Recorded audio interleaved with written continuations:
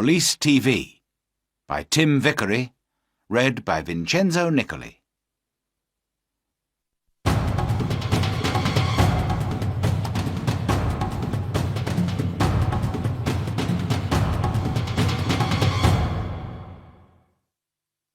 Chapter 1. The Jogger. Dan and Sue are police officers in London. It is a Tuesday morning and Dan is angry. "What's the matter, Dan?" Sue asks. "Look at this," Dan says. "Every day someone steals money from people near the shops. We must stop this." "Yes, of course," Sue says. "But who is it?" "There is a jogger," Dan says.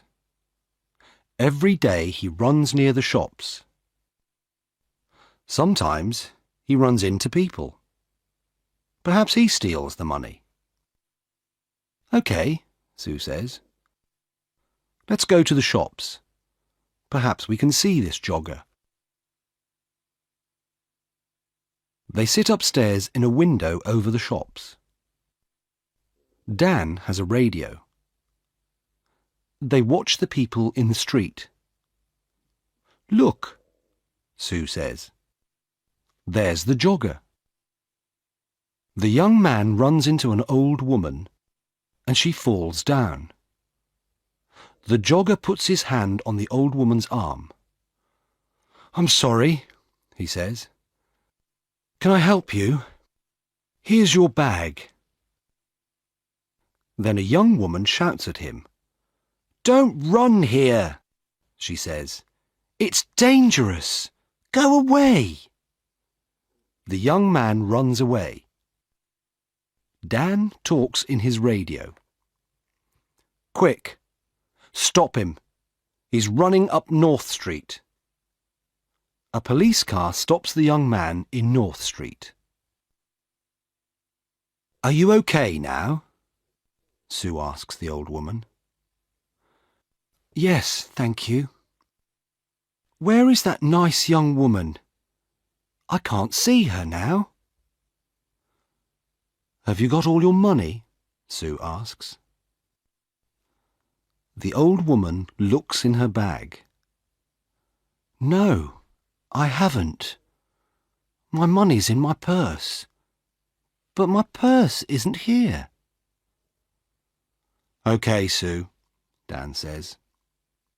"Let's talk to the jogger." "Who are you?" Sue asks the young man. "My name's Peter Jones. Why? Who are you?" "We're police officers." "Why do you go running past the shops every day?" "Why not? I like running." "OK," Dan says.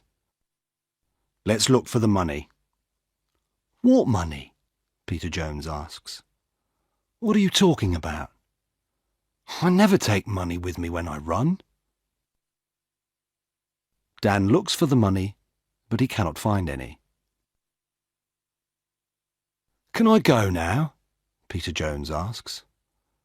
"OK," Dan says angrily, "but don't come back." "Why not?" Peter asks angrily. "I live here, and I'm not doing anything wrong." He runs away. "What do we do now?" Sue asks. "Where is the old woman's money and her purse?" "I don't know," says Dan. "Somebody has it. But who?"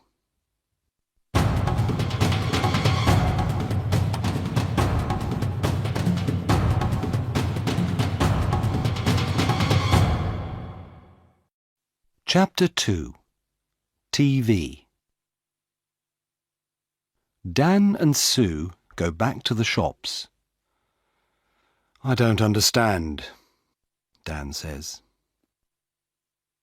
"The jogger hasn't got the money, so we must look for someone different." "Look," Sue says.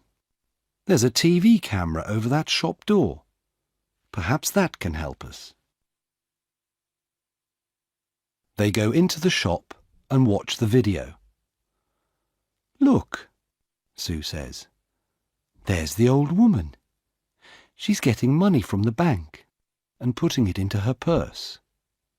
Now she's putting the purse into the bag. Stop the video there, says Dan. Now, look carefully. Is anybody watching her? There are a lot of people in the street, Sue says. I'm not sure. Is it that man with the long hair? Perhaps, says Dan. Let's go on. What happens next?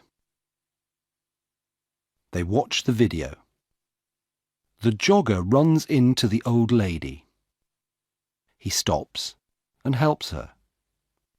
She shouts at him and he runs away. Then a lot of people come and help the old lady. Look, Sue says. The long-haired man has her arm. Yes, but that woman has her bag, Dan says. What's she doing with it? Oh, I can't see. There's a man in front of her. Listen, I have an idea, Dan says. You go to the bank tomorrow and take some money out. Why is that a good idea? Sue asks. Because we can watch you, Dan answers. Get a lot of money from the bank and let everybody in the street see it. Take a radio too, so you can talk to me. OK, Sue says. We can do that tomorrow morning then.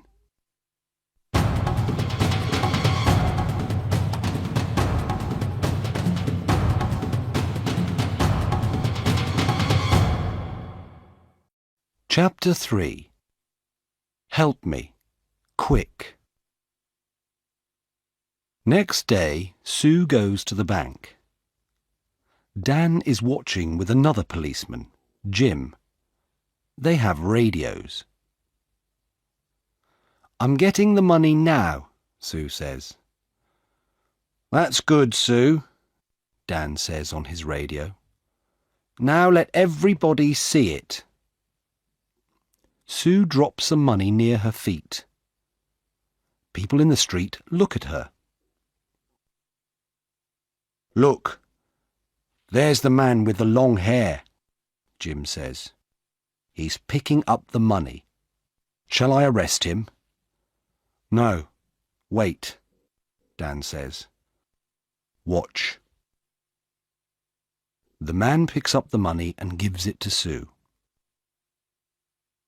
Here you are, he says. That's a lot of money. Be careful. Thanks, Sue says. That's okay. The man smiles and walks away. Have you got all the money, Sue? Dan asks by radio. Yes, it's all here, Sue says.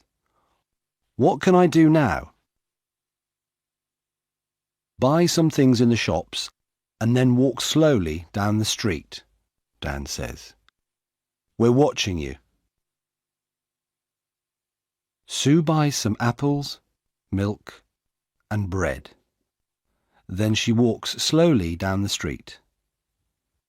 Dan and Jim watch her go. Is anybody following me? Sue asks. No, Dan says. There's a woman with a baby, that's all. Don't follow me, Sue says into the radio. Nobody must see you. I'm turning right into Smith Street. Now I'm turning left into Peg Lane. The woman with the baby is following me. I'm turning right into Dale Avenue. Are there lots of people about? Dan asks. No, It's very quiet. Nothing is happening. Dan and Jim wait. Then Sue shouts, "Be careful! Oh, help me! Quick! Help!" The jogger, Peter Jones, runs into Sue and she falls over. There are apples, milk and bread everywhere. "I'm sorry," says the man. "Let me help you." The woman takes Sue's arm. "Are you okay?" she asks. "Go away," she shouts at the man. But he sees the radio in Sue's pocket. "What's this?" he asks. "A police radio? Give me the money, quick!" He takes the money and runs. The woman wants to run after him, but Sue holds her. "Stop," she says. "I'm a police officer. You must stay here." "But why?" the woman asks. "I want to help you. That man has your money. I haven't got it." "Is he your friend?" Sue asks. "Where does he live?" "I don't know," the woman says. "I don't know him." "Who are you?" Sue asks. "Where do you live?" Linda Wilkes. I live at 14 Old Street."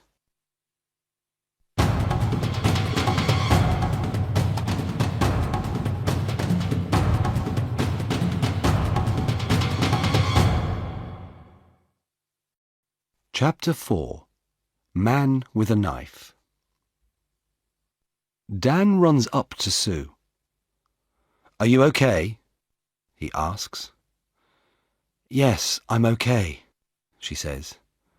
"Go on, Dan. Run." Sue calls a police car on her radio. Dan runs after Peter Jones. "Jim, he's turning left into Dock Lane," he shouts.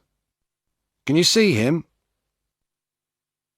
"I can see him, but he's running very fast," Jim says. The jogger sees Jim and gets into a boat. Jim runs to the river and gets into the boat too. "Stop," Jim says. "I'm a police officer." "Oh, no!" The jogger, Peter Jones, hits Jim and he falls into the water. The boat goes across the river. Dan helps Jim out of the water. "He's going into a cafe," Dan says. "Come on, let's run to that bridge." They go across the bridge and run to the cafe. Jim goes behind the cafe and Dan goes in. "Is he in there?" Jim asks on his radio. "Yes," Dan answers. "Jim, he's coming out." "Stop," says Jim. "I'm a police officer." But Peter has a knife in his hand. Jim holds out his hand. "Give me the knife, Peter." "Stay back," Peter says. "I can kill you with this." Jim can see Dan in the door behind Peter. Dan walks out of the door very slowly and quietly. "Come on, Peter," says Jim. "Give me the knife." Dan takes Peter's arms from behind, and Jim takes the knife from his hand. Dan finds the money in Peter's trousers.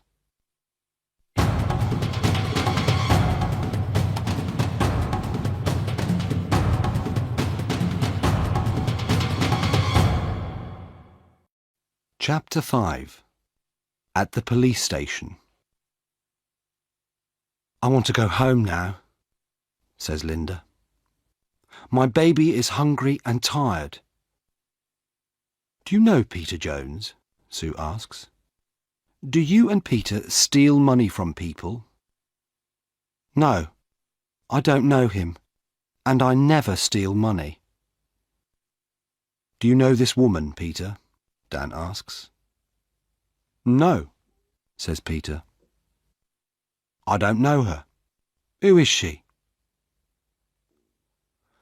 Dan and Sue go back to their office. Does Linda work with Peter? Dan asks Sue. Yes, she does, says Sue. Watch this video. Look, there she is. She's watching me get the money, and now she's talking to someone on her phone. But who is she talking to? She's talking to Peter, of course. Now she's following me and talking to him again. She's talking about me. Dan and Sue speak to Linda again. Can I see your phone, please, Miss Wilkes? Sue asks. My phone? Why do you want to see that?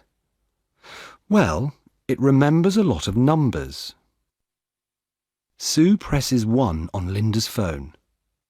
Peter's phone begins to ring. Sue laughs. Let me ask you again, Miss Wilkes. Do you know Peter Jones? Well, yes, OK. I know him. But I don't steal money. Sue and Dan take Linda home. They go into her house. There's £200 under your bed, Linda, Dan says. And look, this is the old lady's purse. This is a nice photo of you and the baby, Sue says. But who is the man? Is he the baby's father? OK, it's Peter, says Linda. And yes, I do steal the money.